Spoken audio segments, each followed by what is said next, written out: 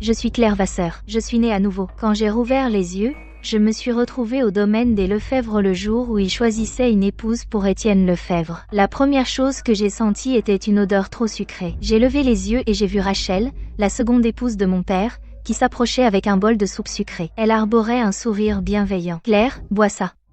Ça te redonnera des couleurs.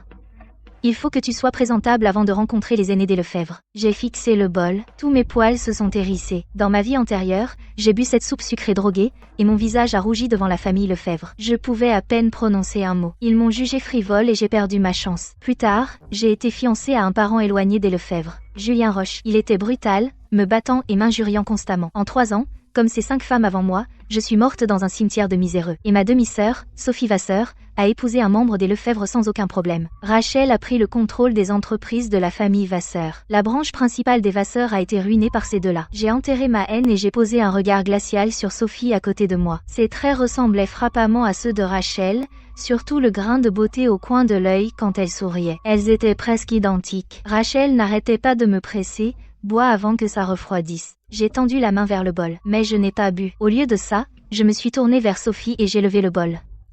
Ma sœur, je bois cette soupe à ta santé. Peu importe laquelle de nous sera choisie, nous devrons nous soutenir mutuellement. Et apporter honneur à la famille Vasseur.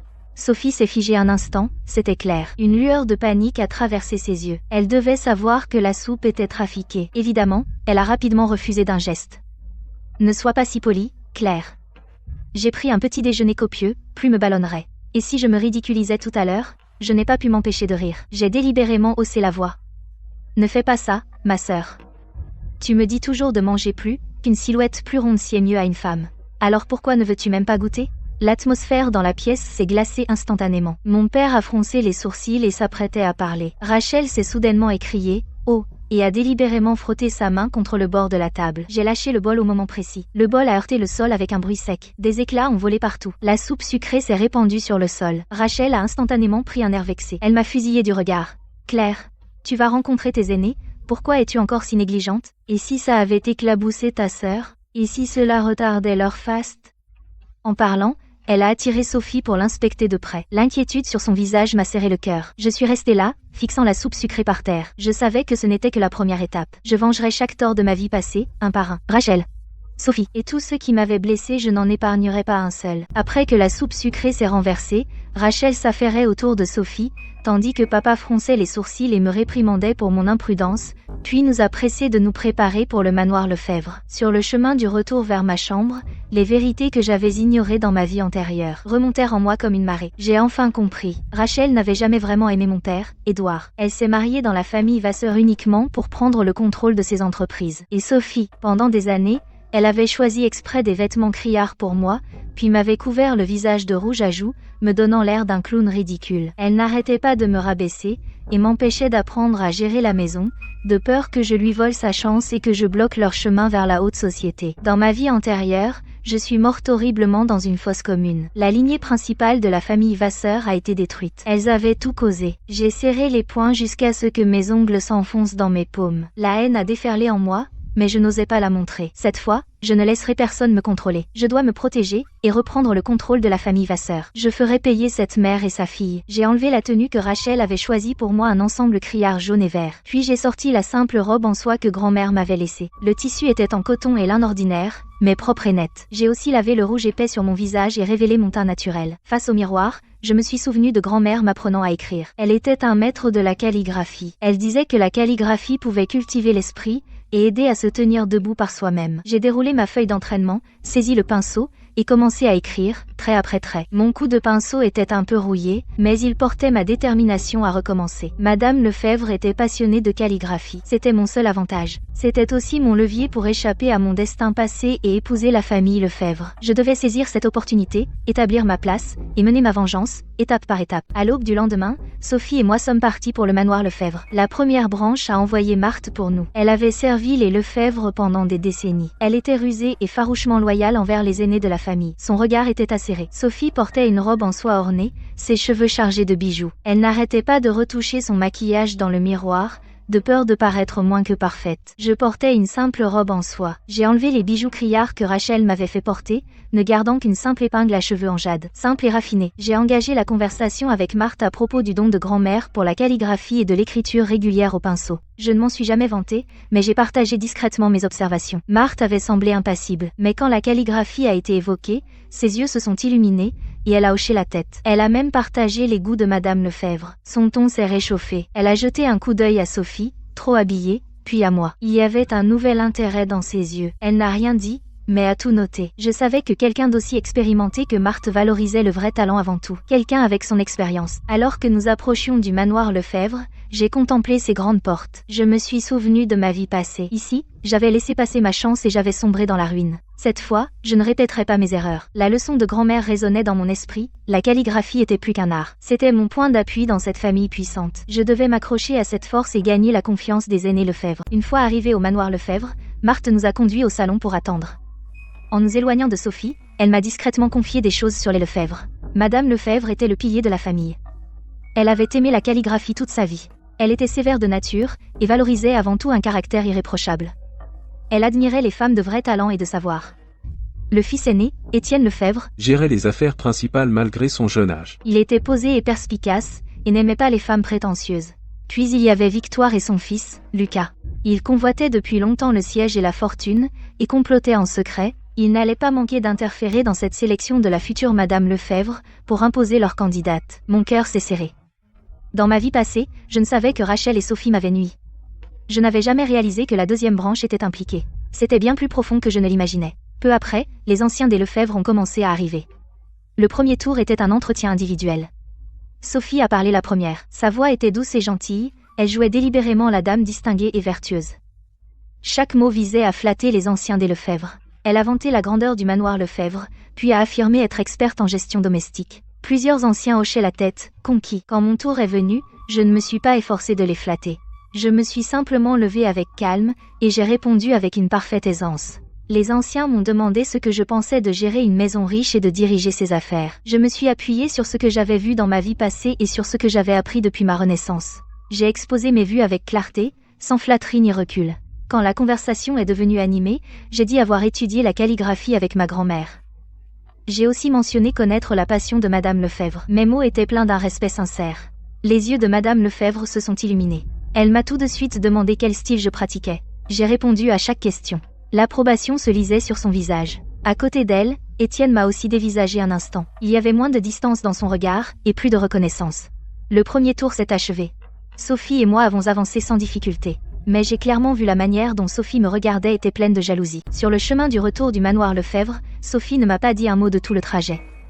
Elle avait l'air sombre. J'ai compris qu'elle était fâchée que je lui ai volé la vedette. Dès que nous sommes entrés dans le domaine des Vasseur, Rachel s'est empressée de venir nous saluer. Elle s'est d'abord occupée de Sophie, et, une fois qu'elle a su que Sophie allait bien, elle s'est tournée et m'a lancé un regard noir. Sa voix était chargée d'accusations. « Claire, tu as perdu la tête aujourd'hui ? Qui t'a dit de montrer ta calligraphie devant les aînés des Lefebvre ? Tu ne pouvais pas faire preuve de retenue. Et arrêter de voler la vedette à ta propre sœur ? » Je suis restée là sans répondre, la regardant froidement. Elle n'avait pas peur que je vole la vedette à Sophie. Elle avait peur que ma calligraphie ne soit reconnue et ruine les chances de Sophie d'épouser un Lefebvre, ainsi que leurs espoirs de prendre le contrôle de la famille Vasseur. Quand Rachel a vu que je ne répondais pas, elle s'est glissée discrètement vers Sophie, a baissé la voix et l'a avertie de me battre à la prochaine évaluation, coûte que coûte. Sophie a hoché la tête docilement, faisant semblant d'être d'accord, mais une lueur calculatrice a brillé dans ses yeux. J'ai tout vu clairement. Après le départ de Rachel, j'ai discrètement suivi Sophie. À la faveur de la nuit, elle s'est éclipsée pour rencontrer le serviteur personnel de Madame Victoire Lefebvre. Ils ont parlé dans une ruelle pendant un bon moment, leurs visages fermés. Mes soupçons se sont renforcés. Donc ils étaient de mèche depuis le début. De retour dans ma chambre, j'ai étalé un cahier de calligraphie et j'ai pratiqué encore et encore, sans oser me relâcher. Je savais que la prochaine évaluation serait plus difficile. Rachel et Sophie allaient sûrement s'allier contre moi. Ce n'est qu'en devenant plus forte et en perfectionnant ma calligraphie que je pourrais contrer leur manigance, assurer ma place dans la famille Lefebvre, et protéger mon avenir et la lignée principale des Vasseur. Il n'a pas fallu longtemps avant que Marthe ne m'envoie discrètement un message confirmant mes soupçons. Sophie s'était bel et bien alliée à Victoire. Victoire ouvrait la voie à Sophie pour entrer au manoir Lefebvre, gagnant la faveur des anciens pour qu'elle puisse épouser un Lefebvre. Rachel était chargée d'utiliser l'argent de la famille Vasseur pour financer les entreprises de la deuxième branche et les aider à consolider leur pouvoir et à réprimer Étienne. En entendant cela, mon sang s'est glacé. Dans ma vie antérieure, avoir été fiancée à Julien Roche et être morte horriblement dans une fosse commune n'avait pas été une coïncidence. C'était un complot ourdi par Rachel, Sophie et la deuxième branche. Julien avait toujours été un membre de la deuxième branche. Il avait survécu en se raccrochant à leur protection. Ils l'ont choisi pour me torturer, afin de m'éliminer, leur plus grand obstacle. Mais cette fois, je ne les laisserai jamais réussir. Le deuxième tour d'évaluation de la famille Lefebvre commença peu après. Cette fois, c'était une démonstration de talent. Tous les anciens clés de la famille Lefebvre étaient présents, ainsi qu'Étienne lui-même. C'était crucial. Quand vint le tour de Sophie, elle choisit de jouer du buquin. Sa technique était assez soignée, et elle avait choisi un morceau gracieux et émouvant pour cultiver une aura de sérénité digne. Après sa performance, Victoire applaudit la première et la félicita. De nombreux anciens alignés avec la deuxième branche lui firent écho. Sophie avait l'air totalement suffisante et me lança un regard provocateur. Je pris une profonde inspiration et m'avança. Comparé à la tentative calculée de Sophie de plaire, je n'ai choisi aucun talent tape à l'œil. Je fis simplement disposer un pinceau, de l'encre, du papier et une pierre à encre. Je dis doucement. Je ne suis pas un grand talent, mais je voudrais écrire un hommage d'anniversaire pour vous tous, en guise de petit témoignage de mon estime. Dès que j'eus fini de parler, Sophie afficha un air méprisant. Elle pensait probablement que je ne savais écrire que quelques caractères et que je ne pourrais jamais la battre. Mais elle ignorait que la calligraphie était mon arme la plus puissante. J'ai saisi le pinceau et l'ai trempé dans l'encre. Je n'ai pas paniqué du tout. Je me suis rappelé les traits que grand-mère m'avait enseignés avant qu'elle ne parte. Chacun était ferme et puissant. Je n'osais pas être négligente. La pointe a touché le papier de riz. Les caractères étaient nets et dignes, avec des traits puissants. Chaque caractère reflétait l'héritage de grand-mère. Le silence s'est progressivement installé dans la pièce. Les voix moqueuses ont disparu. Tous les aînés se sont penchés le regard étonné. Le sourire satisfait de Sophie s'est figé. Son visage a pâli, puis rougi. Elle ne s'attendait pas à ce que j'écrive aussi bien. L'expression de Victoire s'est également assombrie. Elle n'a rien dit de plus. Elle n'a fait que fixer les caractères sur le papier de riz. Après avoir écrit le dernier caractère, j'ai posé le pinceau et me suis inclinée. Madame Lefebvre s'est approchée précipitamment et a examiné la calligraphie de près. Un rare sourire a illuminé son visage. Elle ne cessait de louer mon beau travail. Beau travail. Des traits assurés. Une composition impeccable. Le style d'un véritable maître, vous êtes vraiment la petite fille de grand-mère. Elle m'a pris la main et m'a interrogée sur ma formation en calligraphie. J'ai répondu honnêtement. Quand j'ai parlé des enseignements de grand-mère, mes paroles étaient pleines d'amour et de respect. Madame Lefebvre a été profondément touchée. Elle m'a approuvé davantage. Étienne Lefebvre m'a observé écrire pendant tout ce temps. Il ne pouvait pas cacher son admiration. Quand je me suis levé, il a pris la parole. Mademoiselle Vasseur non seulement écrit magnifiquement, mais elle a un tempérament rare et posé. Les autres aînés ont hoché la tête en signe d'approbation. Personne n'a plus mentionné le guquin de Sophie. De toute évidence, je l'avais éclipsé lors de ce tour. Sophie se tenait sur le côté, le corps rigide. La jalousie et la haine débordaient presque de ses yeux. Je savais que ce tour, je l'avais gagné.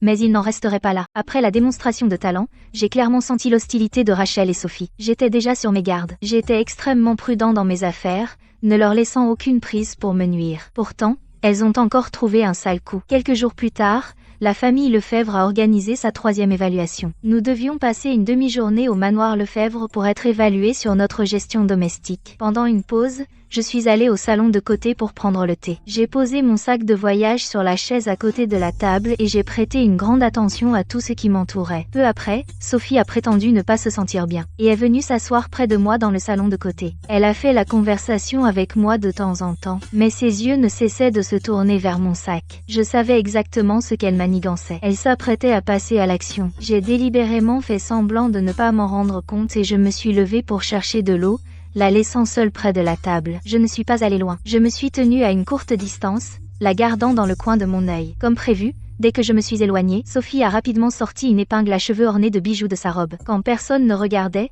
elle l'a glissée discrètement dans mon sac. Puis elle s'est rassise sur son siège et a fait comme si de rien n'était. J'ai reconnu cette épingle à cheveux. C'était celle que Victoire avait offerte à Sophie. Son design était distinctif, et elle était extrêmement précieuse, donc facile à identifier. Une fois que Sophie eut fait tout cela, elle s'est vite mise à faire une scène, prétendant que son épingle à cheveux avait disparu. C'était un cadeau que Victoire lui avait offert, et il était extrêmement précieux. Tous les proches ont été attirés par ses cris. Rachel est apparue au bon moment, faisant semblant de réconforter Sophie. Puis elle a délibérément suggéré que, puisque cela avait été perdu au manoir Lefebvre, nous devrions fouiller les affaires de tout le monde. Être qu'une des jeunes filles l'avait fait tomber par accident, l'avait trouvée, et l'avait gardée à proximité. Sophie a immédiatement accepté, tandis que ses yeux ne cessaient de se tourner vers moi. Il était évident qu'elle voulait me piéger. Je me tenais à l'écart, mon expression parfaitement calme, sachant déjà exactement quoi faire. Elle voulait ruiner ma réputation en me faisant accuser de vol. Alors je leur ferais subir les conséquences. Sophie a piqué une colère, exigeant de fouiller tous les paquets. Son ton était catégorique, comme si l'épingle devait être avec moi. Rachel a attisé les flammes, racontant aux aînés que l'épingle avait été perdue au manoir. Si l'épingle n'est pas retrouvée, la rumeur se répandra, et Sophie ne sera pas la seule humiliée. Ça nuira aussi à la réputation des Lefebvre. On devrait le signaler, et faire une enquête approfondie, pour innocenter tout le monde. Ces paroles semblaient justes, mais elle voulait vraiment en faire un plus grand scandale. Une fois que les autorités s'en mêleraient, même si j'étais blanchie à la fin, ma réputation serait quand même ternie. Je ne serais plus digne de devenir la jeune maîtresse du manoir Lefebvre. Les aînés ont hésité un instant, mais ont fini par accepter la fouille. Sophie a fait fouiller mon paquet en premier, les yeux brillants d'une joie narquoise, comme si la victoire était déjà sienne. Le serviteur a ouvert mon paquet, et, bien sûr, a vite trouvé l'épingle ornée de bijoux. Ils l'ont brandie devant tout le monde. Sophie s'est précipitée, me pointant du doigt en sanglotant. « Claire, je t'ai bien traité. Comment as-tu pu voler mon épingle ? Oh, Claire, si tu en voulais vraiment, il suffisait de demander. Celle-ci est trop précieuse pour être donnée. J'aurais pu te donner d'autres trésors rares. » Rachel a saisi l'occasion pour parler. Elle s'est inclinée devant les aînés Lefebvre et a dit « C'est entièrement ma faute de ne pas avoir mieux éduqué Claire, et de l'avoir laissée commettre un tel vol. Je vous supplie tous de la punir sévèrement, et de la retirer de la liste des candidates. » Pour donner une explication au manoir Lefebvre. Les gens autour de nous ont commencé à chuchoter. Leurs regards sur moi sont devenus étranges. Victoire se tenait à l'écart, un sourire à peine perceptible aux lèvres. Je n'ai pas paniqué. J'ai lentement avancé et dit calmement, « Honorables aînés, je n'ai pas volé l'épingle. Pourquoi ne pas inspecter mon paquet avant de juger ? » Je me suis approchée de mon paquet et ai dit doucement, « Vous m'avez tous vu écrire tout à l'heure, donc vous savez que je suis droitière. Mais ma sœur utilise clairement sa main gauche quand elle joue du sitar. Le nœud de mon paquet est tourné vers la gauche. Une personne droitière n'aurait pas pu faire ce nœud. Si vous ne me croyez pas, vous pouvez essayer vous-même. » Au moment où j'ai parlé, les murmures autour de nous se sont tus. Les aînés ont tous regardé le paquet sur la table, puis se sont tournés pour examiner Sophie. Sophie a blêmi. Elle a agité la main frénétiquement. « Ce n'est pas moi. Je n'ai jamais fouillé dans ton paquet, et je ne sais rien d'une épingle à cheveux. » Sa défense n'était pas du tout convaincante. Ses yeux ont fui. Sa confiance d'avant s'était envolée. Rachel a paniqué aussi. Elle s'est empressée d'apaiser les choses. « Claire, n'osez pas faire des accusations sans fondement. Sophie est douce de nature. Pourquoi vous piégerait-elle comme ça ?» À ce moment-là, Marthe s'est avancée et s'est inclinée devant Madame Lefebvre. « Madame, je travaillais à l'extérieur de la salle latérale tout à l'heure.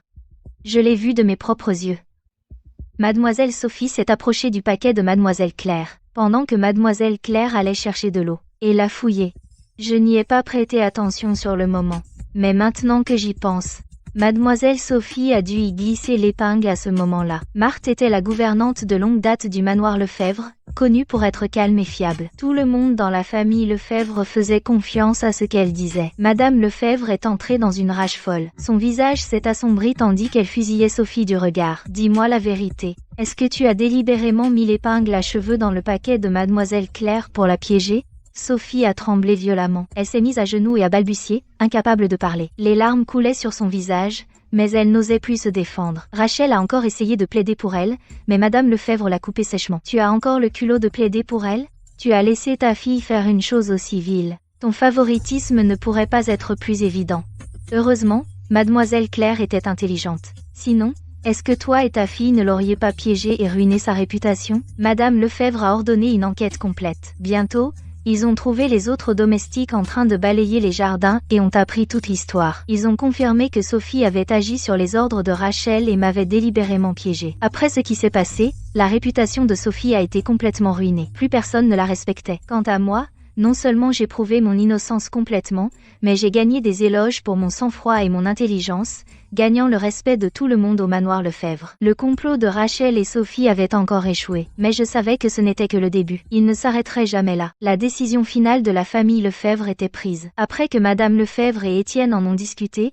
ils ont décidé que je me marierais au manoir Lefebvre en tant qu'épouse égale, aux côtés de l'héritière militaire Évelyne Beaumont, toutes deux unies à Étienne. Je sais, c'est une alliance matrimoniale pour sécuriser le pouvoir des Lefebvre. La famille d'Evelyne peut protéger les industries Lefebvre. J'ai gagné leur approbation grâce à la calligraphie et à l'élégance. Sophie, en revanche, après une erreur après l'autre, surtout après m'avoir piégée, est devenue la risée de la ville. Elle ne pouvait compter que sur Victoire pour organiser son entrée au manoir Lefebvre, en tant que concubine de Lucas Lefebvre. Quand la nouvelle est parvenue à la famille Vasseur, le visage de Rachel s'est assombri. Elle ne pouvait cacher son ressentiment. Je l'ai surprise en train de rencontrer Victoire en privé. Les deux complotaient dans un coin du jardin. Leur voix était basse, mais j'ai tout de même surpris quelques mots. Elle prévoyait d'attendre que je me marie au manoir Lefebvre, puis trouver une occasion de me réprimer, et me remplacer progressivement par Sophie. Elle prévoyait aussi de transférer l'argent de la famille Vasseur plus rapidement, et continuer à financer l'expansion de la deuxième branche. Je me tenais derrière une rocaille et j'ai ri froidement en moi-même. Cette mère et sa fille n'abandonnent toujours pas. Pense-t-elle vraiment que je suis encore la cible facile que j'étais dans ma vie antérieure? Je ne les ai pas dénoncés, mais je me suis éclipsée discrètement. Que je sois une épouse égale ou l'épouse principale, de toute façon, ce sont des tremplins vers la vengeance et mon premier pas pour protéger la lignée principale de ma famille. Ensuite, je dois tenir ma position, attendre d'épouser Étienne et d'entrer au manoir Lefebvre, et refermer le filet, étape par étape. Evelyne Beaumont est la fille d'une famille militaire. Elle est audacieuse et directe, et déteste les détours. La famille Lefebvre a arrangé pour nous d'être épouses de rang égal, donc quelques frictions étaient inévitables. Plutôt que d'attendre après le mariage et d'être obligée de nous sonder mutuellement, je suis allée la voir en premier et j'ai parlé franchement. Je lui ai apporté un modeste cadeau, une pièce de style cursif que j'ai écrite moi-même. Les traits étaient audacieux et nets, choisis pour correspondre à la personnalité d'Evelyne. Quand je l'ai rencontrée, elle était, comme prévu, un peu distante. Elle m'a dit sans détour qu'elle pensait que je cherchais aussi le pouvoir en me battant pour le poste de jeune maîtresse du manoir Lefebvre. Je n'ai pas argumenté. J'ai simplement tendu ma calligraphie, et souri. Mademoiselle Beaumont, je sais que vous n'aimez pas les formalités, et je n'ai aucun intérêt à me battre avec vous. Nous faisons toutes les deux cela pour nos familles. Au lieu de nous épuiser mutuellement, nous devrions veiller l'une sur l'autre à partir de maintenant. Cette pièce est pour vous. Considérez-la comme un gage de ma sincérité. Evelyne a pris la calligraphie et l'a étudiée un instant. La distance dans ses yeux s'est un peu estompée. Son ton s'est aussi considérablement adouci. Je ne savais pas que vous étiez un tel maître de la calligraphie. Et vous êtes venu me parler si ouvertement en personne. Vous êtes bien meilleur que ces femmes hypocrites qui ne font que se donner des airs. Elle a accepté la calligraphie immédiatement. Elle ne l'a pas dit explicitement, mais je pouvais voir qu'elle avait changé d'opinion sur moi. Cette visite en avait bien valu la peine. Gagner l'approbation d'Evelyne Beaumont signifiait que, désormais au manoir Lefebvre, j'aurais une alliée puissante et un ennemi de moins. Ce jour-là, Evelyne et moi, on s'est bien entendu. Alors, j'ai pris l'initiative et j'ai suggéré qu'après notre mariage au manoir Lefebvre, nous ne nous battrions pas. Nous ferions face aux intrigues du manoir et protégerions nos familles et nos intérêts. Evelyne a tout de suite accepté volontiers. Elle a dit que les intrigues du manoir ne l'intéressaient pas. Ce qui comptait le plus, c'était une alliance familiale solide. Ma franchise et mon talent l'ont rendue prête à s'allier à moi. Nous avons conclu un accord. Dès lors, au manoir Lefebvre, nous partagerions les informations et veillerions l'une sur l'autre. Ensemble, nous humilierions la deuxième branche. Rachel l'a appris peu après. Elle s'est inquiétée. Elle a dû craindre qu'une fois Evelyne et moi unis, elle et sa fille ne puissent plus agir. Je l'ai vue chercher Sophie sans cesse. Je n'ai pas eu à réfléchir à deux fois. Elle complotait de nouveau. Comme prévu, quelques jours plus tard, j'ai appris que Rachel avait ordonné à Sophie de me saboter avant mon mariage au manoir Lefebvre. Le but était de ruiner ma réputation et de faire annuler les fiançailles par la famille Lefebvre. Je n'étais pas ébranlée.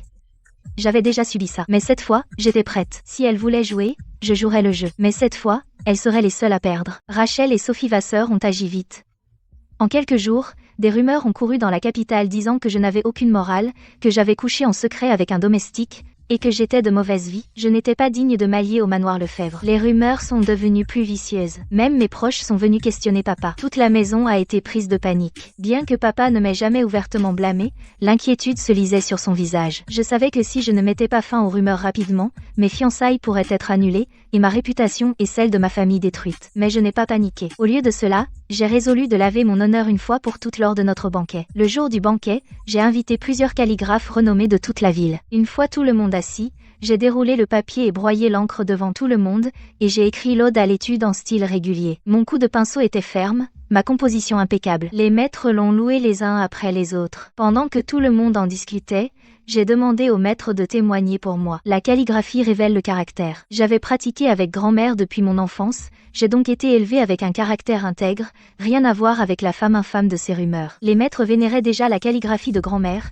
et ils ont vu mon talent exceptionnel et mon assurance. Ils ont immédiatement pris ma défense, dénonçant les rumeurs comme des mensonges. Mes amis et les dirigeants d'entreprises présents les ont cru aussi. Les rumeurs se sont effondrées d'elles-mêmes. Après cela, ma réputation n'a pas été le moins du monde entachée. Elle a même été renforcée par ma calligraphie, et le plan de Rachel a échoué une fois de plus. Après avoir apaisé les rumeurs, mon mariage approchant, j'ai profité du temps libre pour ranger les œuvres et cahiers de calligraphie de grand-mère. En voyant ces traits familiers, je me suis rappelé comment grand-mère m'avait appris et m'avait exhorté à protéger la famille Vasseur. Les souvenirs ont refait surface. Mon cœur était à la fois réchauffé et blessé. Ce lien a renforcé ma détermination à protéger la branche principale des Vasseur et à mener ma vengeance à terme. J'ai fait auditer discrètement les comptes des entreprises des Vasseur. L'enquête a révélé que Rachel avait déjà commencé à transférer des actifs, transférant en secret l'argent des Vasseur à la deuxième branche pour financer leurs affaires, en échange de leur soutien à Sophie. En voyant les trous dans les comptes, j'ai tremblé de rage. Elle ne s'était pas contentée de me ruiner, elle voulait saigner la famille Vasseur à blanc. Je ne la laisserai jamais gagner. À ce moment-là, Étienne a envoyé des cadeaux de fiançailles somptueux et m'a invité au restaurant pour discuter de la gestion des entreprises familiales après notre mariage. Je savais que c'était une reconnaissance de la part d'Étienne, et une chance d'accéder aux entreprises de la famille Lefebvre et de renforcer ma position. Je me suis ressaisie, et je suis allée au restaurant à l'heure. Comme je l'avais prévu, une fois mariée dans la famille Lefebvre, j'aiderai Étienne à remettre les affaires en ordre, puis reprendrai progressivement le contrôle de la famille Vasseur. Je suis arrivée au restaurant à l'heure. Après avoir rencontré Étienne, il a zappé les banalités. Il est passé directement aux affaires de la famille Lefebvre. Il a dit que les Lefebvre possédaient d'innombrables boutiques, mais qu'une gestion laxiste ces dernières années les avait laissés criblés de failles. Il espérait que je serais une épouse dévouée après notre mariage et que je l'aiderais à remettre les choses en ordre. En m'appuyant sur mon expérience acquise dans une famille de commerçants, et sur ce que grand-mère m'a appris sur la gestion d'un foyer, j'ai partagé mes idées peu à peu. D'abord, uniformiser les comptes de chaque boutique. Ensuite, enquêter sur tout détournement. Ensuite, éliminer les boutiques inefficaces et se développer dans les entreprises émergentes. En même temps, renforcer les liens avec des commerçants fiables pour assurer la place de la famille Lefebvre dans les affaires.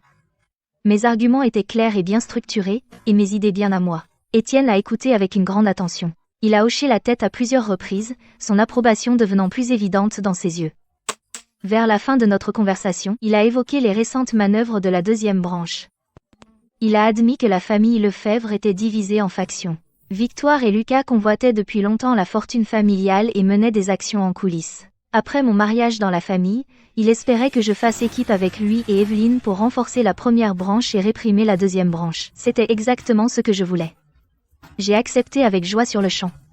Je savais qu'Étienne était plus que mon mari. Il était aussi ma clé pour prendre pied au manoir Lefebvre. Seulement en m'alliant avec lui pourrais-je régler mes comptes plus vite avec Rachel et la deuxième branche, et protéger tout ce qui m'appartenait ainsi qu'à ma famille. Nous sommes parvenus à un accord. Cette alliance maritale signifiait désormais que nous combattrions côte à côte. Le jour de mon mariage, Evelyne et moi, nous nous sommes mariés au manoir Lefebvre. Le mariage était grandiose. Les élites de la ville, les partenaires d'affaires et les militaires sont tous venus offrir leurs félicitations. Toute la cérémonie était remarquablement animée. Je portais une tenue de mariage élégante, avec un maquillage sobre mais digne. J'ai gardé une expression calme tout le long. Moi seul savais qu'à partir du moment où j'ai franchi les portes du manoir Lefebvre, ma voie de la vengeance avait enfin véritablement commencé. Rachel et Sophie sont aussi venues, arborant de faux sourires, tandis que leurs yeux cachaient ressentiment et manigance. Elles observaient discrètement la situation depuis un coin, probablement en train de préparer leur prochaine manœuvre. En tant que concubine de Lucas, Sophie est entrée au manoir Lefebvre avec elle. Elle a été affectée à l'aile ouest isolée. Je savais qu'elle ne se tairait pas. Comme prévu, quelques jours après le mariage, Marthe m'a discrètement dit que Sophie avait secrètement contacté Victoire à plusieurs reprises. Les deux se rencontraient souvent en privé, préparant leur retour. Je n'y ai pas prêté attention. Je pouvais gérer tout ce qu'elle me lancerait. J'affronterais tout ce qui arriverait. Je n'étais pas pressée. Je prendrais mon temps. Un jour, je les ferais payer pour tout ce qu'elles avaient fait, et elles paieraient le prix qu'elles méritaient. Le premier jour de mon arrivée en tant que mariée au manoir Lefebvre, j'ai suivi la tradition et suis allée avec Evelyne présenter nos respects à Madame Lefebvre. Evelyne était audacieuse et pleine d'entrain, alors elle a apporté des cadeaux de sa famille militaire. Quant à moi, j'ai préparé une pièce de style sigillaire à la main, avec des mots de bénédiction et de bonne fortune.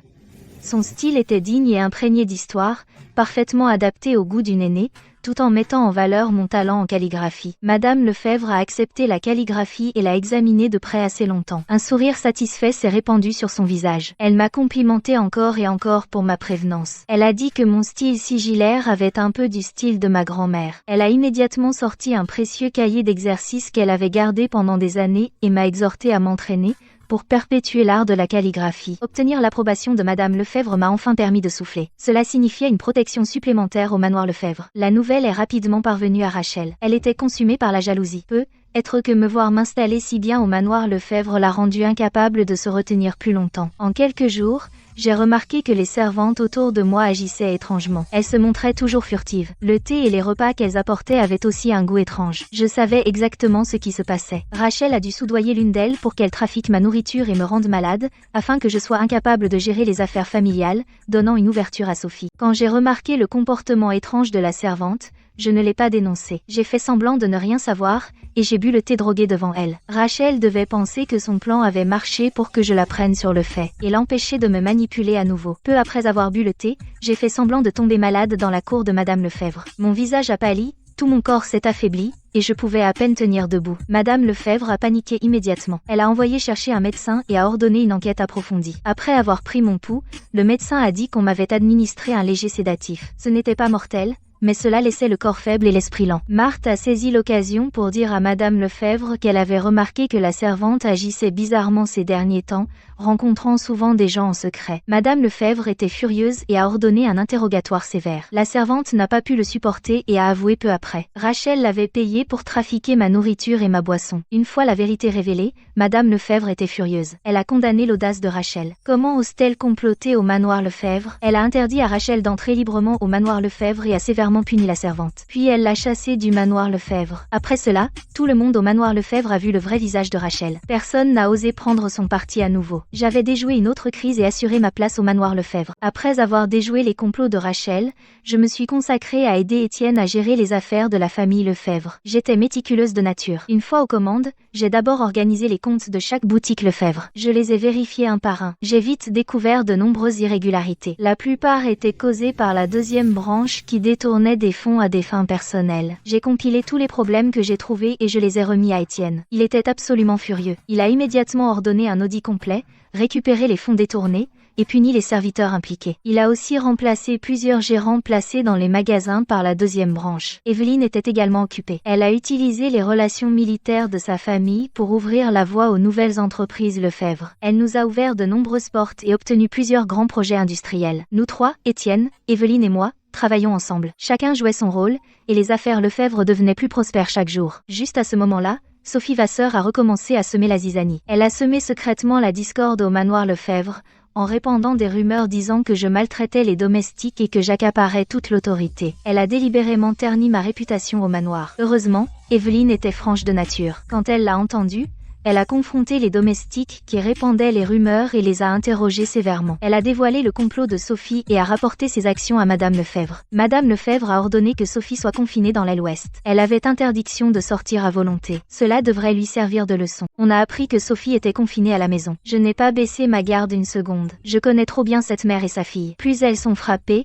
puis elles riposteront désespérément. Elles ne lâcheraient jamais prise. Ma priorité absolue était de reprendre le contrôle des affaires de la famille Vasseur. Rachel avait déjà déplacé beaucoup d'argent. Si je la laisse continuer, elle saignera la famille Vasseur à blanc. Je ne pouvais pas laisser l'héritage familial que grand-mère a laissé être détruit par elle. J'ai pris le temps de retourner au manoir des Vasseur. Le moment où nous nous sommes rencontrés, j'ai confronté Rachel au sujet de la reprise du contrôle. Elle est entrée dans une rage, comme prévu. Elle a frappé la table et m'a accusée. Elle a prétendu être une aînée des Vasseur, donc gérer les affaires était son droit. Puis elle a retourné l'accusation contre moi, disant qu'après mon mariage au manoir Lefebvre, je ne me souciais que de moi, pas du sort de la famille Vasseur. J'ai regardé son visage hypocrite, et je n'ai pu que ricaner intérieurement. Je n'ai pas gaspillé mes mots. J'ai sorti l'état financier que j'avais préparé. Je l'avais fait compiler en secret. Il enregistrait clairement les fois où elle avait transféré des actifs de la famille Vasseur à la deuxième branche de la famille Lefebvre. Le devoir de Madame Victoire est de gérer les affaires, pas de s'enrichir ou de financer des étrangers. Maintenant, Expliquez-moi ces comptes. Que s'est-il passé exactement? Le visage de Rachel est devenu livide. Ses yeux ont fui. Toute son arrogance précédente avait disparu. Elle a balbutié, incapable de former une phrase complète. Les intendants et le personnel de longue date ont tout vu. Ils n'osaient pas trop en dire, mais ils voyaient enfin son vrai visage. Elle refusait toujours d'abandonner le contrôle total, mais elle était clairement sur la défensive. Elle n'osait plus transférer des actifs en toute impunité comme avant. C'était une première victoire. Ma tentative ratée de reprendre le contrôle de ma famille. Evelyne l'a vite découvert. Elle était audacieuse et décisive. Elle a immédiatement insisté pour que je revienne, et a dit qu'elle me soutiendrait. Je ne voulais pas la déranger, mais elle a dit, puisque nous sommes alliés, nous devons nous soutenir mutuellement. D'ailleurs, Rachel est devenue arrogante. Si nous ne la remettons pas à sa place, elle s'en prendra à toi à nouveau. Je suis revenue avec Evelyne une fois de plus. Evelyne portait une tenue nette et élégante, avec le port d'une dynastie militaire. Dès qu'elle est entrée, elle a clarifié sa position. Elle a franchement dénoncé Rachel pour avoir saisi les biens familiaux et les avoir déplacés. Si Rachel continuait, elle ferait intervenir sa famille pour enquêter sur la destination de nos biens. Rachel craignait toujours le pouvoir militaire. En voyant Evelyne l'affronter en personne, elle a complètement perdu son sang-froid. Elle n'avait d'autre choix que de céder. Puis elle a cédé le contrôle d'une partie de l'entreprise familiale. Elle m'a remis les magasins clés et leurs registres. En tenant ces registres, j'étais submergée de gratitude. J'ai pris la main d'Evelyne et les remercié encore et encore. Elle a ri et a balayé l'air de la main, disant que ce n'était rien. Après cela, notre lien est devenu plus fort que jamais. Nous sommes devenus de véritables alliés qui se soutiennent mutuellement. Mais Rachel ne voulait clairement pas se rendre. J'ai appris qu'elle avait secrètement contacté Victoire et qu'elle déplaçait discrètement le reste des biens de ma famille. Elle a même contacté Julien pour qu'il s'en prenne à moi et détruise ma position au manoir Lefebvre. Je savais une chose, Julien était vicieux de nature et ne laisserait jamais tomber cela. Je devais me préparer à l'avance. Julien Roche a rapidement agi. Pendant ce temps,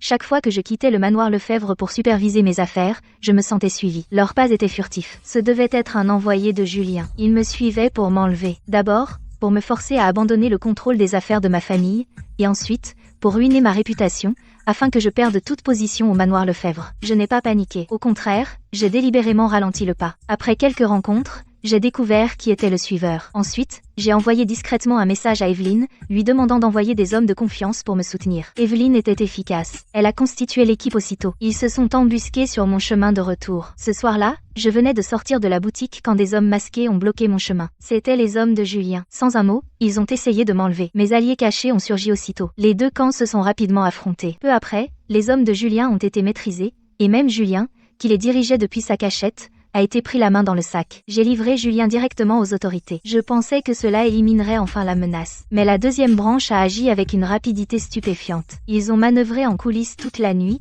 dépensant une fortune pour tirer des ficelles, et Julien s'est échappé d'une manière ou d'une autre. Alors que je regardais le fourgon pénitentiaire vide, j'ai compris plus clairement que jamais, l'influence de la deuxième branche était profonde. Des contre-attaques dispersées ne suffiraient jamais. Je devais rassembler des preuves complètes de leur collusion avec Rachel pour les faire tomber tous d'un seul coup. Le manoir Lefebvre organisait un banquet familial, invitant l'élite de la ville et les partenaires commerciaux. C'était une occasion pour la famille Lefebvre de renforcer leurs liens et une opportunité pour Rachel et la deuxième branche de frapper. Victoire Lefebvre a fait une demande spéciale pour que Rachel, qui était bannie du manoir, puisse assister au banquet. Clairement, les deux avaient planifié cela depuis longtemps. Ils comptaient profiter de l'attention générale sur moi pour me faire tomber définitivement. J'ai senti que quelque chose clochait à l'avance et j'ai deviné qu'ils saisiraient l'occasion d'attaquer. Alors j'ai pris mes propres dispositions. J'ai organisé tous les états financiers des magasins que j'avais gérés pour la famille Lefebvre. J'ai même invité le comptable le plus fiable de la famille Lefebvre à m'accompagner au banquet. Juste au cas où, au milieu du banquet, alors que tout le monde profitait de la conversation, Victoire Lefebvre s'est levée la première et a lancé son attaque. En me pointant du doigt, elle m'a accusé d'avoir, tout en gérant les affaires des Lefebvre, détourné de l'argent à mon profit et empoché les bénéfices des magasins. Elle a même produit plusieurs états financiers falsifiés pour tromper tout le monde. Rachel a attisé les flammes depuis les coulisses, s'inclinant devant les aînés des Lefebvre et exigeant que je sois sévèrement punie. Elle a délibérément affirmé que j'avais même osé trafiquer les affaires de la famille Vasseur, alors pourquoi n'aurais-je pas volé l'argent de la famille Lefebvre? Les gens autour de nous ont immédiatement commencé à chuchoter. Leurs regards vers moi sont devenus nettement plus suspicieux. Je me suis levée calmement, sans la moindre panique. D'abord, j'ai fait sortir les véritables états financiers pour révéler les failles des états falsifiés. Ensuite, J'ai demandé au comptable de la première branche de les vérifier publiquement, prouvant que chaque compte que j'avais géré était clair et précis et que je n'avais jamais détourné un centime. Puis j'ai changé de tactique. J'ai produit des preuves que j'avais découvertes plus tôt montrant que la deuxième branche avait détourné à plusieurs reprises les fonds de la famille Lefebvre et avait secrètement dirigé une opération de contrebande. Puis je me suis tournée vers Victoire Lefebvre et j'ai demandé pourquoi elle s'intéressait tant aux livres comptables des magasins des Lefebvre. Elle pouvait même produire des états financiers falsifiés. Mes paroles ont laissé Victoire Lefebvre et la deuxième branche sans voix, les mettant sur la défensive. Les soupçons de la foule se sont peu à peu tournés vers eux. Après l'affrontement au banquet familial, Étienne a enfin vu clairement les ambitions de la deuxième branche. Il a décidé d'enquêter en secret sur leurs affaires, pour démasquer leur contrebande et leur détournement. J'ai profité de l'occasion pour utiliser les biens familiaux que je venais de récupérer, et mettre en place des personnes de confiance pour rassembler les preuves des transferts de Rachel et de son financement de la deuxième branche, comblant chaque lacune, une par une. Chaque matin, je prenais le temps de broyer de l'encre et de pratiquer la calligraphie. D'une part, c'était pour gagner la faveur de Madame Lefebvre, qui aimait la calligraphie, et assurer ma place au manoir Lefebvre. J'emmenais souvent ma calligraphie terminée dans la cour de Madame Lefebvre. Elle était ravie chaque fois qu'elle la voyait, et son approbation à mon égard ne cessait de croître. D'autre part, la calligraphie m'aidait à calmer mon esprit pour que la haine n'obscurcisse pas mon jugement. Cela me permettait aussi d'utiliser ma calligraphie pour tisser des liens avec l'élite et les érudits de la ville. La plupart de ces érudits admiraient la maîtrise de la calligraphie de ma grand-mère. Quand ils voyaient que mon écriture rappelait le style de grand-mère et que je voyais clair dans les gens, ils étaient impatients de devenir mes amis, et sont peu à peu devenus une partie de mon réseau. Parmi eux, certains connaissaient les affaires illégales de la deuxième branche et me transmettaient discrètement des informations. Outre cela, Marthe est devenue une autre alliée invisible. Elle avait passé des décennies au manoir Lefebvre, connaissait tout le monde et méprisait depuis longtemps la conduite de la deuxième branche. Elle me tenait souvent secrètement informée de leurs mouvements. Elle me disait quand et où Victoire et Rachel se rencontraient en privé, m'aidant ainsi à éviter d'innombrables pièges. Avec toute cette aide, je rassemblais les preuves de plus en plus vite, et ma confiance en ma vengeance grandissait. Alors que l'enquête s'approfondissait, j'ai découvert que la contrebande de la deuxième branche était pire que je ne l'imaginais. Ils ne se contentaient pas de faire de la contrebande, ils ont collaboré avec des ennemis pour faire du trafic d'armes. La famille d'Evelyne a découvert cette piste. En entendant cela, Étienne et moi étions choqués. Le trafic d'armes est grave. Si cela était découvert, les Lefebvre seraient entraînés, complètement ruinés, mettant en danger la sécurité nationale et nuiraient à des innocents. J'ai rencontré Étienne et Evelyne immédiatement, et nous avons planifié notre stratégie toute la nuit. Étienne a insisté pour le signaler aux autorités, mais Evelyne a fait remarquer que nous manquions de preuves. Un signalement prématuré les pousserait à détruire les preuves et les alerterait. Après avoir pesé les options, nous avons décidé de faire sortir le serpent de son trou. J'ai fait circuler des rumeurs que j'étais au courant de leur trafic d'armes et que je rassemblais des preuves, pour attirer Rachel et Sophie à m'attaquer en premier. Plus ils devenaient paniqués, plus ils feraient d'erreurs. Ensuite, nous pourrions obtenir des preuves complètes de leurs crimes et les faire tomber pour de bon. Evelyne a suivi leurs itinéraires de transport pour obtenir des preuves concrètes, tandis qu'Étienne contactait des fonctionnaires fiables, pour préparer leur arrestation. J'ai joué le rôle de la proie, en les gardant sans méfiance jusqu'à ce qu'elles tombent dans notre piège. Une bataille pour le sort des Lefebvre et ma vengeance était désormais en cours. Selon le plan, j'ai délibérément placé dans un tiroir de bureau un registre falsifié de trafic d'armes et j'ai laissé le tiroir ouvert pour que Sophie Vasseur le trouve. Je savais déjà que Victoire, sous prétexte de rendre visite à Lucas, avait secrètement libéré Sophie. Elle allait forcément se renseigner sur moi. Effectivement,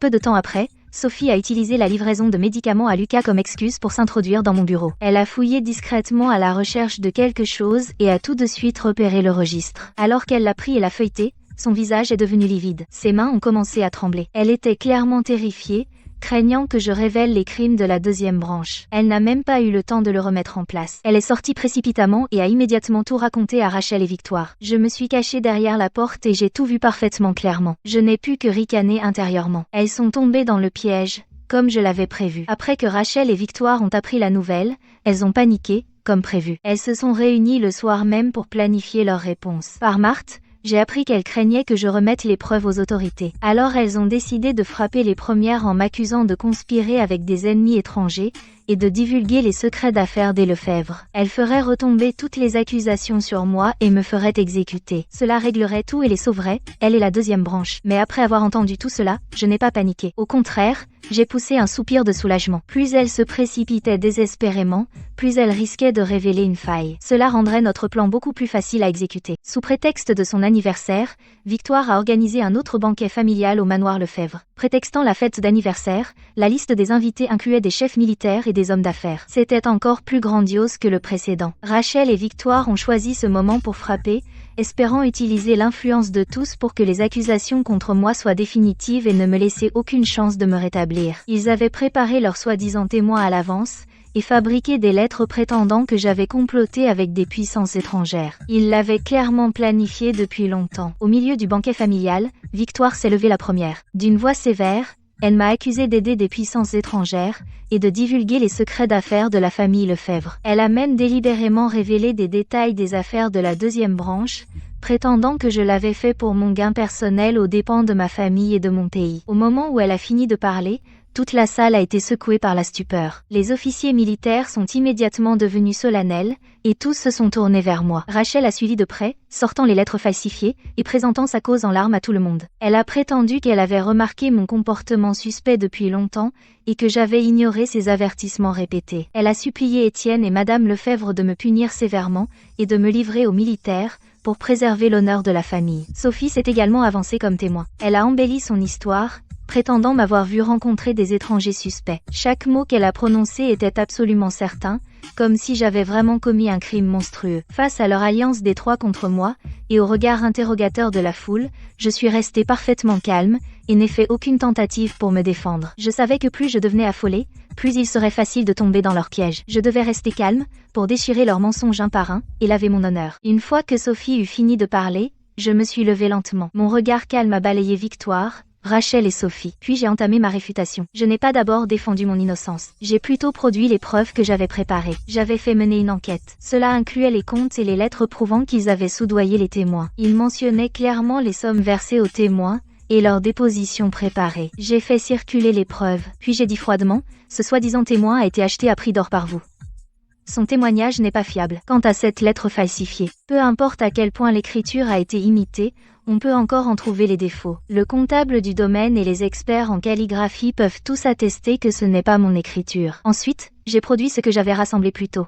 Les preuves du transfert des actifs des Vasseurs par ma mère, les preuves par Rachel et les preuves de contrebande de la deuxième branche. J'ai tout exposé pour que tout le monde le voie. Puis je me suis tournée vers Victoire. J'ai défié Madame Victoire. Vous insistez sans cesse pour dire que j'ai divulgué les secrets d'affaires de la deuxième branche. Mais ces activités étaient des opérations de contrebande illégale. Alors comment pouviez-vous en savoir autant? De toute évidence, vous et Rachel avez conspiré pour aider la deuxième branche à commettre ces crimes. Maintenant que vous craignez que je vous dénonce, vous m'avez délibérément piégé. Mes paroles ont fait mouche. Victoire est restée sans voix, le visage aussi pâle que du papier. Elle n'a pas pu ajouter un mot pour sa défense. Rachel et Sophie ont aussi paniqué. Leurs yeux s'agitaient, totalement perdus. Les nobles et les officiers militaires remplissaient la pièce de chuchotements. Les regards qu'ils jetaient à la deuxième branche et à Rachel sont passés du doute au mépris. La deuxième branche était complètement sur la défensive, sans aucune chance de renverser la situation. Victoire et Rachel n'avaient rien à répondre, mais s'obstinèrent à se disputer. Elles prétendaient que je les piégeais,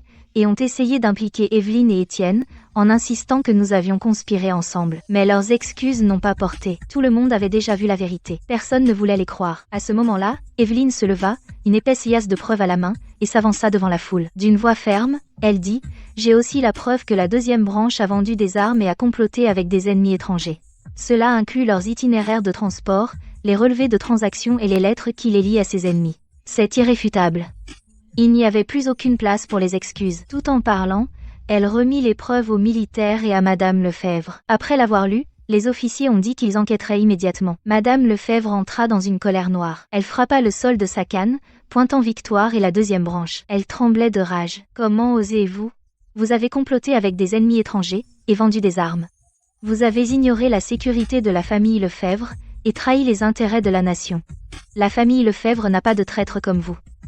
Elle ordonna immédiatement de confiner tous les membres de la deuxième branche. Personne n'était autorisé à entrer ni à sortir. Ils attendraient la décision des autorités. Voyant que la situation avait tourné contre elle, Sophie savait qu'elle était finie. Pendant que tout le monde était en chaos, elle se faufila hors de la salle de banquet, essayant de s'échapper du manoir Lefebvre. Mais les domestiques du manoir Lefebvre avaient été postés en embuscade et l'ont capturée. Rachel a été maîtrisée par les domestiques aussi. Son arrogance d'antan avait disparu. Elle s'effondra au sol, le désespoir emplissant ses yeux. Dans cette bataille, nous avons finalement gagné. La deuxième branche était tombée. La nouvelle que Rachel avait été arrêtée est parvenue à la famille Vasseur. Mon père, Édouard, a brisé sa tasse de thé sur le coup. Il s'est précipité au manoir Lefebvre cette nuit-là même. Il avait toujours été trop influençable. Jusqu'alors, la façade douce de Rachel l'avait aveuglé, il ignorait qu'elle avait transféré les actifs de la famille ou qu'elle m'avait constamment sapé. Maintenant qu'il connaissait tous les détails, ses yeux brûlaient de colère, et d'un chagrin non dissimulé. Quand il a vu Rachel, elle faisait encore une dernière tentative. À genoux, hurlant et gesticulant, elle jurait que tout ce qu'elle avait fait était pour la famille, pour assurer l'avenir de Sophie. Elle a même retourné la situation, prétendant que je l'avais piégée et que j'avais tenté de créer une discorde entre elle et papa. En regardant sa pitoyable performance, je n'ai rien ressenti. J'ai simplement sorti toutes les preuves que j'avais préparées. Cela montrait comment elle avait détourné les actifs familiaux au fil des ans et financé la deuxième branche. Il y avait aussi la preuve qu'elle avait ordonné de me nuire, avec des témoins et des preuves matérielles de falsification de ma nourriture. Il y avait des traces de sa mise à l'écart des employés de longue date des Vasseur et de l'installation de ses propres loyalistes. J'ai présenté les preuves à papa, une par une, puis je lui ai calmement dit comment elle m'avait maltraité toutes ces années et avait saigné la famille à blanc. Plus papa lisait, plus son visage s'assombrissait. Ses mains ont même commencé à trembler. Quand il a eu fini, il a désigné Rachel, le cœur brisé, incapable de dire un mot. Enfin, il a complètement abandonné Rachel. Sur le champ, il a dit qu'il divorcerait d'elle. Il l'a dépouillée de tous ses droits dans la famille et lui a interdit de jamais remettre les pieds dans la maison des Vasseur. Rachel s'est effondrée au sol, son ancienne arrogance enfin disparue, ne laissant que des cris désespérés. Mais elle l'avait bien cherché. Après avoir réglé le cas de Rachel, j'ai fait venir Sophie de l'aile ouest. Son ancienne arrogance avait disparu. Ses cheveux étaient en désordre, et ses yeux bougeaient nerveusement. Il ne restait aucune trace de sa fausse douceur. J'ai ignoré les politesses. Je lui ai dit sans détour, mon père avait divorcé de Rachel. La deuxième branche s'était complètement effondrée. Victoire avait été chassée du manoir Lefebvre, et Lucas avait été enfermé. Sophie était complètement seule maintenant, sans personne pour la protéger. Je l'ai exhortée à avouer volontairement. Elle devait remettre toutes les preuves de la collusion de la deuxième branche avec Rachel, y compris le trafic d'armes de Julien, et tout ce qu'elle avait fait pour me maltraiter dans ma vie passée. Si elle avouait tout, je demanderais l'indulgence, et supplie les autorités d'être clémentes, pour qu'elle puisse éviter la peine la plus lourde. Mais Sophie restait obstinément rebelle. Elle m'a maudite violemment, me traitant d'impitoyable et de cruelle. Elle a dit que j'avais délibérément tout ruiné pour elle et sa mère, et a juré qu'elle ne m'aiderait jamais, même dans la mort. Je m'attendais exactement à cela de sa part, alors je ne me suis pas fâchée. J'ai simplement produit une preuve. Marthe l'avait découverte. Les forces restantes de la deuxième branche, craignant que Sophie ne révèle plus de secrets et qu'il ne se mette en danger, avait secrètement engagé des gens pour la faire taire quand l'occasion se présenterait. J'ai placé la preuve devant elle. Avec un rire froid, j'ai dit « Croyez-vous vraiment que garder vos secrets vous gardera en vie ? La deuxième branche peut à peine se sauver elle-même. Qui va vous protéger ? Avouez, et vous pourriez encore avoir une chance. » Alors qu'elle fixait la preuve, les injures de Sophie ont cessé peu à peu. Son visage est devenu livide. L'arrogance dans ses yeux s'est transformée en peur. Tout son corps s'est mis à trembler, et toute sa rébellion antérieure avait disparu. Sophie est restée longtemps silencieuse. Enfin, elle a fait face à la réalité. Tout le monde l'avait déjà abandonnée. Rachel ne pouvait même pas se protéger. La deuxième branche était tombée. Personne ne pouvait plus la protéger. Si elle voulait survivre, les aveux étaient sa seule issue. Elle s'est effondrée sur une chaise. Les larmes coulaient sur son visage. En pleurant, elle m'a raconté tout ce qu'elle avait fait au fil des années.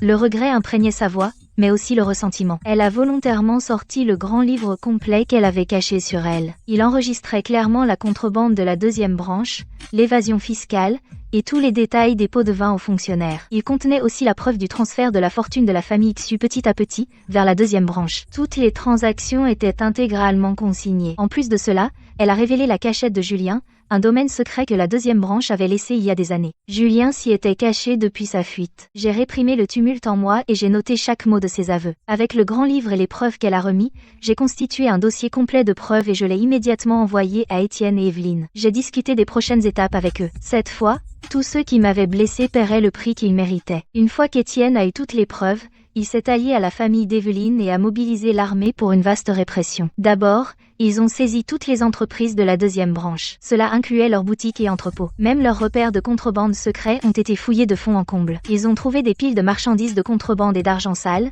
le tout remis aux autorités. Lucas, le fils illégitime de la famille, avait participé à la contrebande, détourné des fonds et comploté avec l'ennemi. Avec une si longue liste de crimes, il a été emprisonné sur le champ pour attendre sa sentence finale. Pour le reste de sa vie, il paierait pour tout ce qu'il avait fait. Avec tous ses alliés disparus, Victoire était impuissante. Étienne a ordonné son bannissement du manoir Lefebvre. Elle avait passé sa vie à courir après la richesse et à comploter contre les autres. Désormais, elle n'avait personne sur qui compter et ne pouvait que mendier dans les rues. Elle a passé ses dernières années dans la misère, sans rien de sa gloire passée. Mais le sort de Julien m'a donné la plus grande satisfaction. L'armée a suivi l'indice de Sophie jusqu'au domaine caché et l'a capturé sans encombre. Après plusieurs interrogatoires, il a avoué la contrebande, le trafic d'armes, et avoir maltraité plusieurs de ses épouses et maîtresses. Il a tout avoué. Les preuves étaient irréfutables, et il a été condamné à mort. Quand j'ai appris que Julien avait été exécuté, je pratiquais la calligraphie dans mon bureau. Mon pinceau s'est soudain figé. Une goutte d'encre est tombée sur le papier de riz, formant une petite tache. Toute l'humiliation et la douleur de ma vie passée ont enfin pris fin à ce moment-là. Enfin, je pouvais rendre justice à la femme que j'avais été, laissée morte dans une fosse commune. Ma dette de sang a enfin été remboursée. Le fardeau que j'avais porté pendant tant d'années m'a enfin semblé un peu plus léger. Mais je savais aussi que ce n'était pas la fin. Je devais encore protéger les familles Vasseur et Lefebvre et exaucer le dernier vœu de grand-mère. Quant à la famille Vasseur, mon père, Édouard Vasseur, a tenu parole. Il a officiellement chassé Rachel. Rachel a complètement craqué. Elle ne se souciait plus de son apparence. Elle pleurait et faisait des scènes, mais rien ne pouvait changer la vérité. Elle a été jetée hors de la maison des Vasseur. Ensuite, pour avoir détourné les biens des Vasseur et financé des entreprises illégales, les autorités l'ont tenue pour responsable. Tous les biens à son nom ont été saisis. Elle n'a même pas pu emporter une seule robe décente. Autrefois la glamoureuse seconde épouse de la famille Vasseur, elle est devenue une paria méprisée que tout le monde détestait. Personne ne voulait l'accueillir. À la fin, elle n'a pu que mendier dans les rues. Elle a survécu de justesse à la faim et au froid. Sa vie s'est achevée dans la plus grande misère. En la voyant ainsi, je n'ai ressenti aucune once de pitié. Elle a eu exactement ce qu'elle méritait. Si elle n'avait pas été avide, ou commis tant de choses mauvaises, elle n'aurait pas fini ainsi. Une fois Rachel réglée, j'ai enfin officiellement repris toute l'autorité qui appartenait à ma branche. Une fois que j'ai pris les rênes, j'ai immédiatement réorganisé les commerces de la famille Vasseur. J'ai viré tous les obligés que Rachel avait installés, et fait revenir tous les vétérans qu'elle avait chassés. Ces vétérans avaient travaillé aux côtés de mes grands-parents toute leur vie. Ils étaient loyaux et fiables, et connaissait les affaires des Vasseur sur le bout des doigts. J'ai normalisé les comptes de la famille Vasseur, épuré les mauvaises créances, ouvert de nouveaux canaux commerciaux, et adapté notre stratégie au boom industriel. Petit à petit, j'ai restauré la force des Vasseur, et vu la famille revenir sur la bonne voie. Je pouvais presque voir le sourire soulagé de grand-mère. Cela a renforcé ma détermination à protéger la lignée des Vasseur, et à perpétuer l'héritage calligraphique de grand-mère. Grâce à ses aveux et à sa coopération, Sophie a volontairement remis les preuves clés, nous aidant à éliminer les vestiges de la deuxième branche. Les autorités lui ont évité une peine plus lourde, et l'ont simplement banni du manoir Lefebvre et de la famille Vasseur, sans jamais pouvoir revenir. Le jour de son départ, elle n'a ni pleuré ni fait de scène. Elle portait des vêtements simples et a franchi calmement les portes du manoir Lefebvre. Après cela, elle a disparu. La rumeur disait qu'elle avait épousé un simple fermier et s'était installée à la campagne,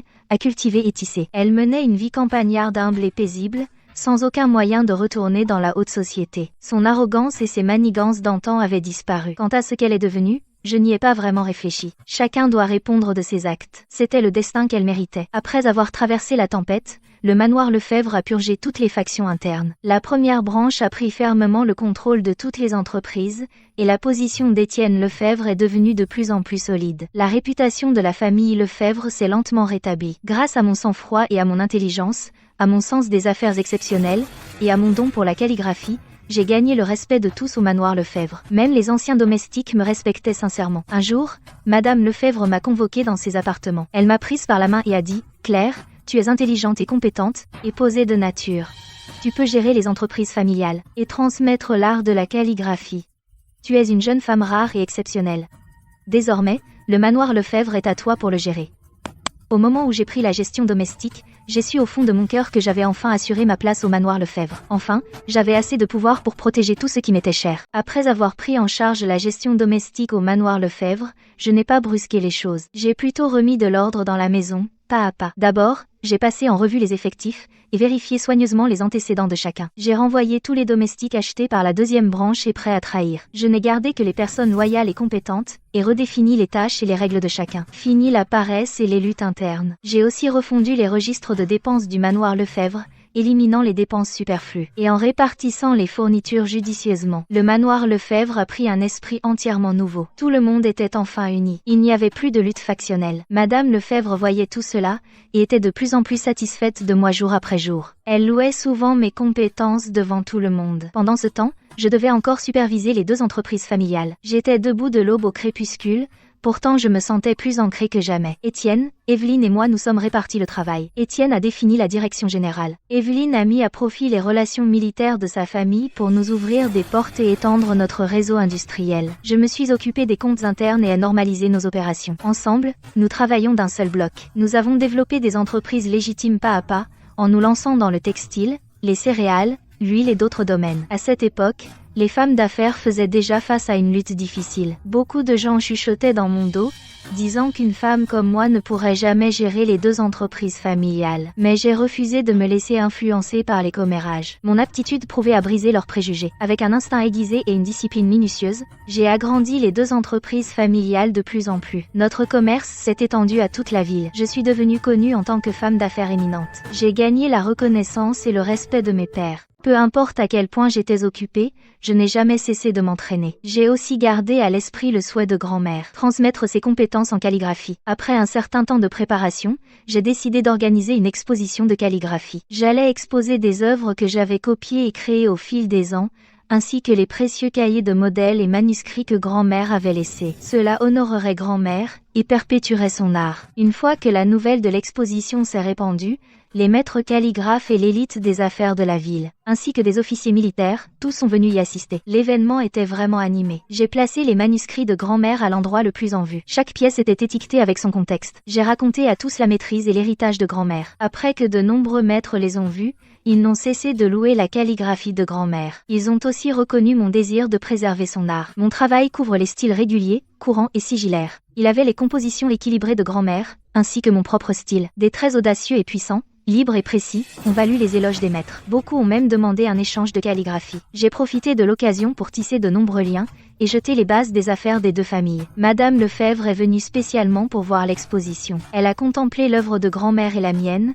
le visage rayonnant de fierté. Elle m'a pris la main. « Claire, tu ne m'as pas déçue, ni déçu ta grand-mère. Tu es une bénédiction pour les familles Vasseur et Lefebvre. » Evelyne est venue aussi. Bien qu'elle ne connaisse rien à la calligraphie, elle est restée à mes côtés tout le temps, heureuse pour moi, et a aidé à accueillir les invités. Notre lien s'est approfondi de jour en jour. Le jour de l'exposition, la salle était pleine de visiteurs, animée par les éloges. Debout devant l'œuvre de grand-mère, j'ai repensé au passé, rempli d'émotions. Dans ma vie antérieure, j'étais naïve et facile à manipuler, j'ai connu une fin tragique. L'héritage de ma famille a chuté, et l'art de grand-mère a failli disparaître. Après ma renaissance, j'ai calculé chaque mouvement, riposté patiemment, et assouvi ma vengeance. J'ai récupéré notre entreprise, préservé l'héritage de grand-mère, et réglé de vieux comptes. Les entreprises de nos 2 familles prospèrent. Je ne suis plus sans défense, mais assez forte pour protéger ceux que j'aime. Les années de difficultés et de douleur se sont transformées en paix, et la haine que j'abritais a cédé la place à l'espoir et au devoir. Alors que j'étais perdue dans mes pensées, Étienne s'est approché de moi. Il ne m'a pas dérangée, mais s'est tenu silencieusement à mes côtés. Quand je suis revenue à moi, je l'ai entendu dire doucement. « Claire, je sais que tu as tant souffert. J'admire ton talent et ta force, et je souffre de ce que tu as enduré. Depuis que je t'ai vu écrire, si calme et posé, je suis tombé amoureux de toi. Je veux construire une vie avec toi. Et Evelyne, protéger notre travail et nos familles. » Ses paroles étaient sincères et fermes, ses yeux pleins de chaleur et de respect. Je l'ai regardé, pensant à Evelyne qui était à mes côtés. La chaleur a rempli mon cœur, et j'ai hoché doucement la tête en réponse. Après tout ce temps, je ne suis plus seule. J'ai désormais des partenaires pour marcher avec moi et nous soutenir mutuellement. Par un après-midi d'automne, le ciel était clair et vif. Une brise passa, et c'était merveilleux. Evelyne, Étienne et moi sommes sortis pour échapper aux affaires interminables du manoir. Pas d'intrigue, pas de conflit. C'était rare d'avoir un tel temps libre. Evelyne était aussi chic que jamais. Elle me taquina en souriant. « Claire, tu es la gagnante de la vie maintenant. Tu es maître de la calligraphie, tu diriges 2 entreprises, et tu es la responsable du manoir Lefebvre. Voilà une vie parfaite. » J'écoutais ces taquineries, et je souriais, enfin apaisé. J'ai secoué la tête et dit, le véritable épanouissement ne réside ni dans le pouvoir ni dans la richesse. C'est renoncer à la haine et protéger ceux qui nous sont chers, tout en faisant ce que nous voulons vraiment. Autrefois, j'étais prisonnière de la haine, planifiant chaque mouvement pour la vengeance. Mais maintenant, ma vengeance est accomplie. Je veux seulement gérer les affaires des Lefebvre et des Vasseur, correctement. transmettre la calligraphie de grand-mère et honorer la mission qu'elle m'a laissée. Evelyne hocha la tête, ses yeux pleins d'approbation. Étienne se tenait à côté de nous, nous regardant tendrement. Puis il dit doucement. Désormais, nous trois, nous resterons solidaires. Quoi qu'il arrive, nous y ferons face ensemble, et protégerons cette paix et cette gloire. Nous trois, nous nous tenions côte à côte, contemplant les rizières et les collines au loin. La brise automnale apportait des effluves de riz. La lumière du soleil nous inondait, chaude et apaisante. Les familles Vasseur et Lefebvre avaient un avenir radieux. Ces jours sombres s'étaient depuis longtemps effacés dans le passé. Enfin, j'ai échappé au destin de ma vie passée, et j'ai laissé aller ma haine. J'ai commencé une vie entièrement nouvelle. À partir de maintenant, mes jours ne seraient que paix et joie.